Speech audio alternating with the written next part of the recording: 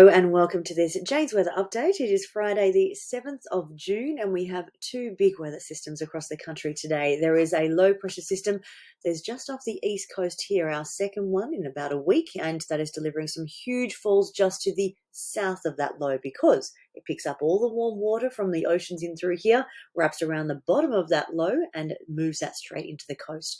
So 156 millimeters in the standard rain gauges. That was the biggest one along the coast there, and you can see it just moving inland, but it does peter out as it goes up and over the ranges. And then by the time it wraps around and comes back to the north coast, there's hardly anything at all. So that's what happens with a low when it is off the coast there. Now this one here is slowly moving southwards today, and then it will move away. So we've got maybe 1 to 2 more days left of activity from this one here, just coming around the corner into Gippsland. Otherwise, not reaching Tasmania for this one. It's too far to the north. Heading over into the west of the country, we do have a cold front that has moved through. Some nice falls and extending a little bit inland too. 75 millimeters seems to be the biggest fall from that one. But there is also a trough that is to the north. So let's take a look at what that is doing here. So here's our low pressure system that is off the coast here. We've also got our cold front here, but there is a trough just up to the north. Now that trough is likely to linger there for the next couple of days. So instead of conditions petering out as they head inland, the wheat belt might actually be able to pick up some good falls from this one because that trough hangs around, bringing in water from the warm Indian Ocean and turning that into precipitation. Large high pressure system that is sitting in the middle. That means that this cold front here, by the time it reaches the southeast, it is sliding down, and so it won't have a huge impact as it comes through. But then the next one after that could have a better impact. Okay, let's have a look at the next 8 days. You'll notice it is very clear all across the top now. We have lost our source of tropical moisture. I'll show you that one just in action while we're here. So heading to MJO, this is our Madden-Julian oscillation. When it is in the green zone, we have a connection to tropical moisture here in Australia. As soon as it goes out of that zone, and particularly goes into the brown zone there, then we lose that connection. So here it is in action. We don't have any connection to tropical moisture. However, there are other oceans. We've got the warm waters of the Tasman Sea sitting off in through here. We've also got warm waters off Western Australia. Let's have a look at our sea surface temperature anomaly. So how much warmer or cooler than average that is. And you can see off the coast of WA, there is a big source of warm water that is sitting up in through here. So whenever we can feed that in, they are going to do quite well. And it'll also feed our systems as it comes across the south. And here again are the incredibly warm waters of the Tasman Sea that helps feed anything coming in from the east. Okay, heading back into our rain forecast. So over the next 8 days, so the next week pretty much, because it's today through to next Friday, this is from the east coast low as it comes in. There's not much to follow after that.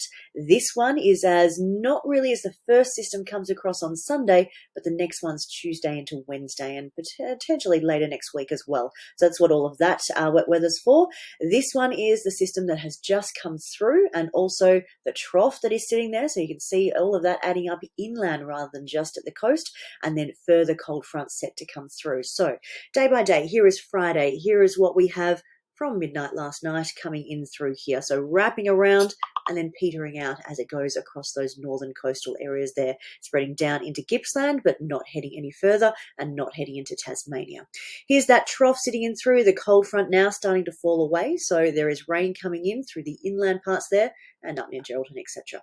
As we head into Saturday, that continues in through there, but a bit of a break at the coast, just as we're seeing today there. So the southwest not seeing it, it's these inland areas and further north.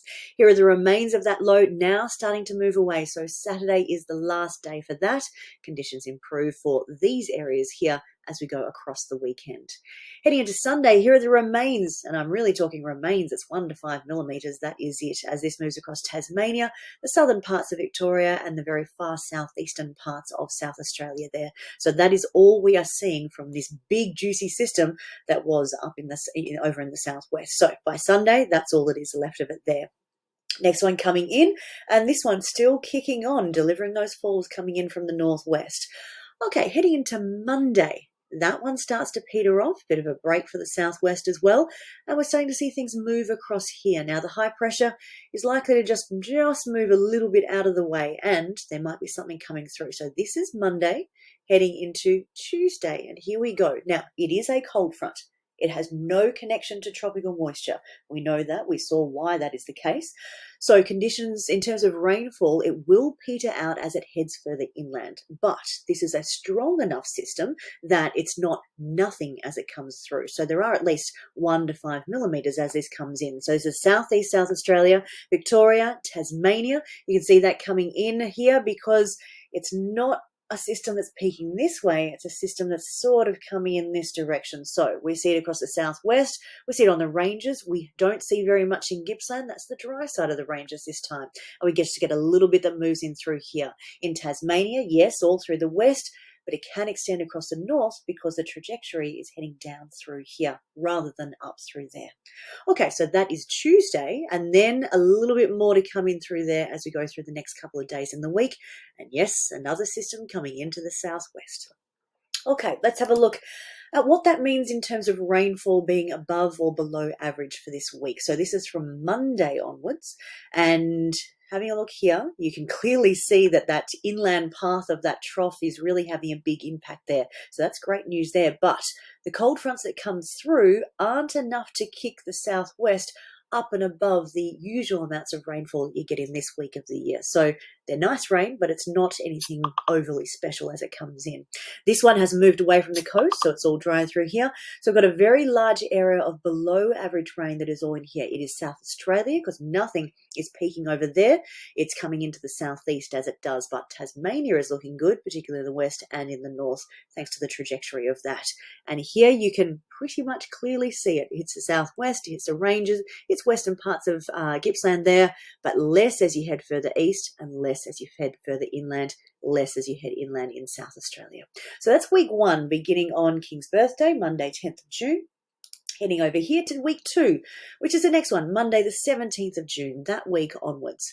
Okay, still having a look at a big area of below average rain in through there. All right, so that would tell me that we don't have our connection to tropical moisture, which is right because it's sitting over here as we're going through this week here. So we're sitting in the brown zone, no connection to tropical moisture.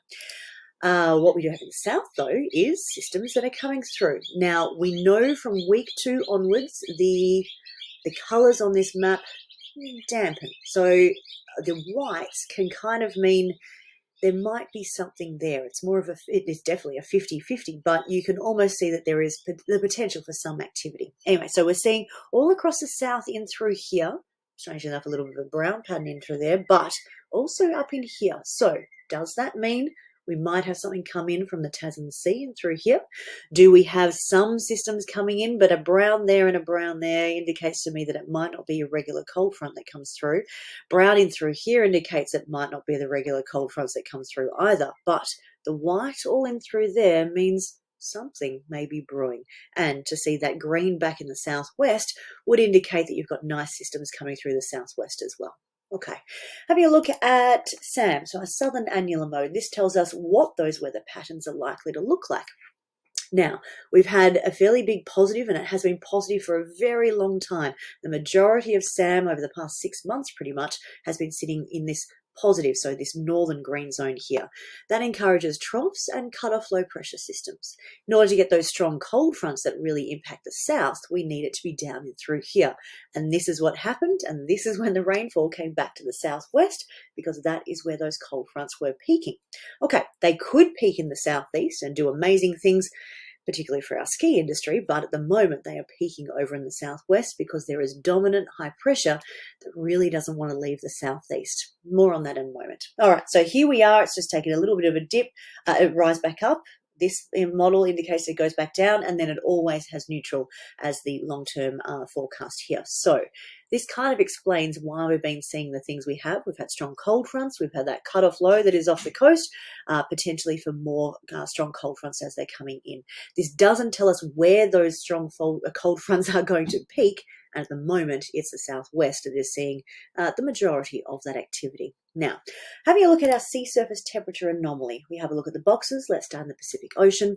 Here is this box out through here. It was all yellow to red, That was our strong El Nino that we had. In terms of rainfall into Australia, we didn't have the cool blues to offset it, so we didn't turn off that tap. We also had the warm Tasman Sea, so that was another source of moisture. So I've been through El Nino, but it didn't have the usual effects in Australia of drying things out because we had our own sources of moisture to offset that. Now, all of that yellow and orange is disappearing. This is surf is up out in the Pacific. This blue is starting to come in, the wiggly pattern. It's getting deeper and deeper as each week goes on. This is us transitioning to La Nina. Now, what that means is all of the cool blue is out here in the box.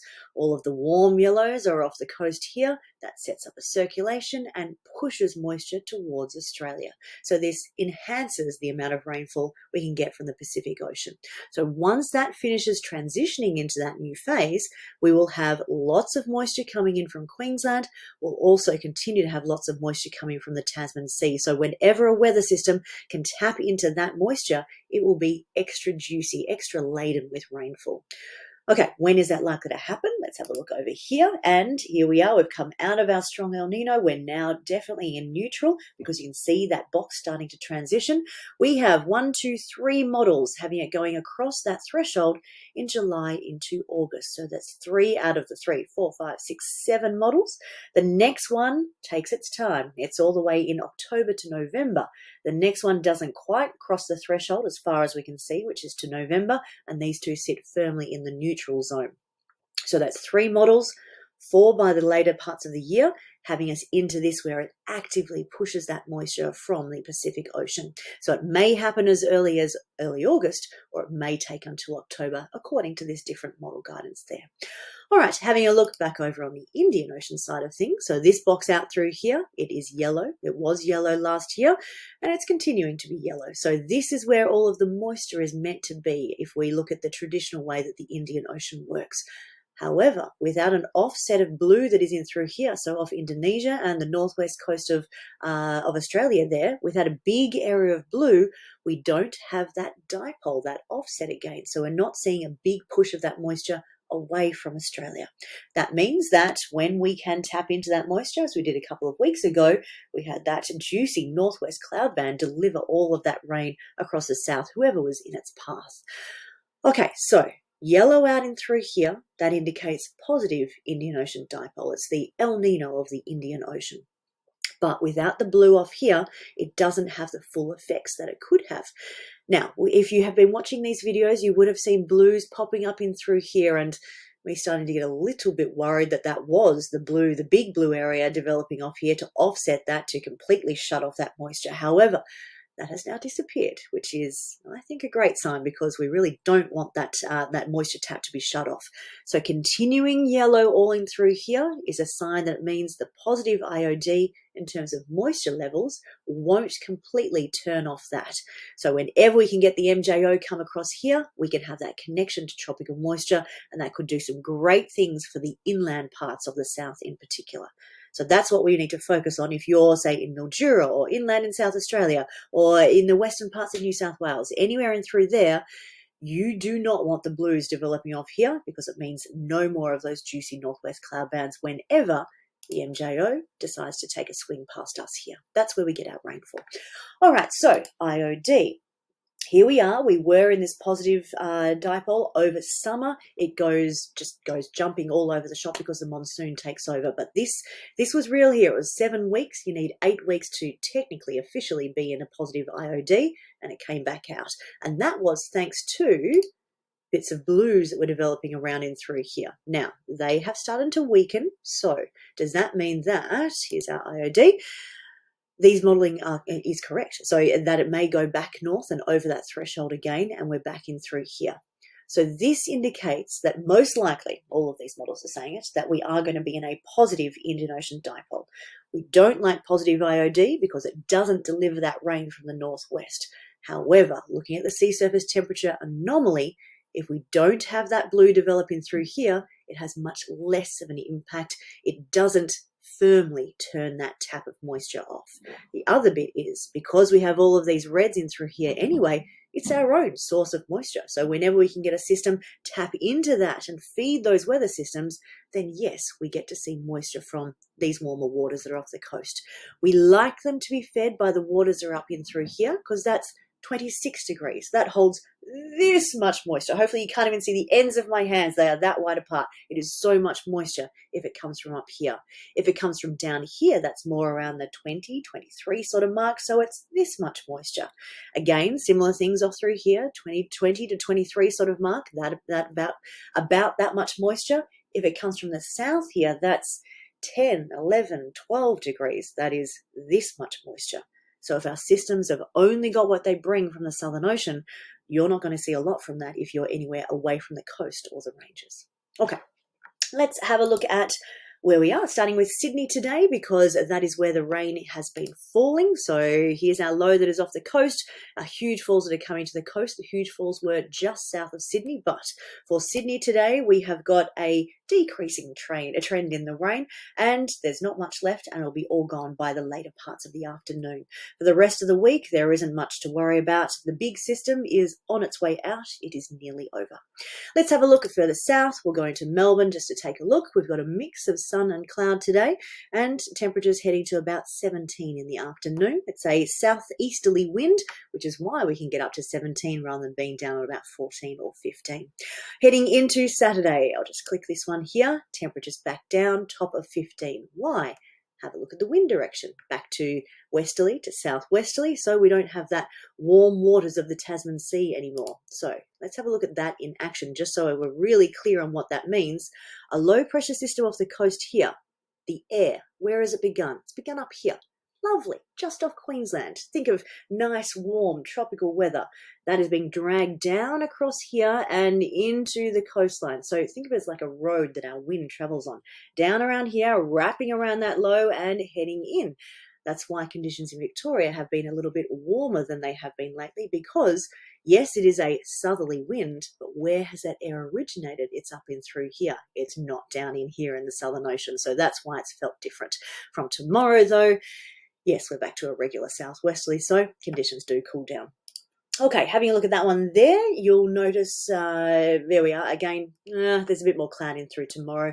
There is the slight chance of a little tiny bit of wet weather, mainly at night, just the remains of that eastern system coming through. It's not much at all. I wouldn't be taking an umbrella. As we head into Sunday, that's the remains of that system from the west coming through. So yes, there will be some wet weather with that one.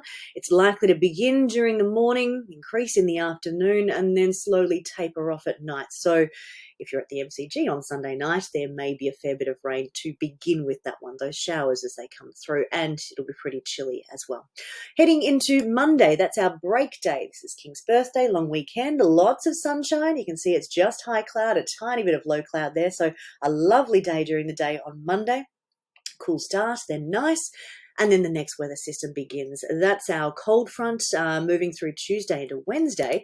And you can see here that, yep, it's coming through. Yes, it's coming through, tapering off the middle of the day on Wednesday.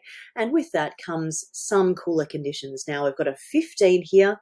We have a 14 here. Take note of those with what I'm about to say.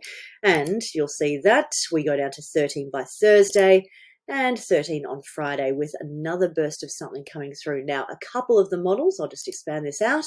We've got 1, 2, 3 models. No, now we've got 4 that are on there, but only 2 in this one here. So there may be something coming through to finish the week off as well.